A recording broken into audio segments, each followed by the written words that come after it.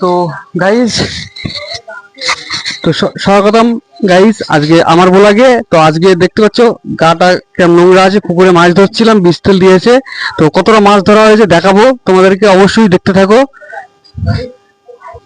তো গাইস দেখো, এখানে দেখো কতটা মাছ আছে, দেখো দেখতে পাচ্ছ মাছ ধোয়া হচ্ছে, পরিষ্কার হচ্ছে, খাওয়া হবে এরপরে।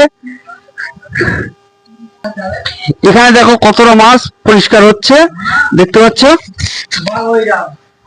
এখন এই যে মাছ আছে, এই যে এখন যে জড়িত মাছ আছে এগুলো পরিষ্কার ভাবে আবার খাওয়া হবে। তো দেখতে পাচ্ছ এই মাছগুলো ভাজা হবে, এখন দেখতে পাচ্ছ নুন ঝাল তেল দিয়ে লগড়ানো হচ্ছে, এর মাছের গায়ে লাগানো হবে, তারপরে ভাজা হবে, দেখতে পাচ্ছ। তো ধন্যবাদ সবাইকে আজকের ভিডিওটা লাস্ট পর্যন্ত দেখার জন্য।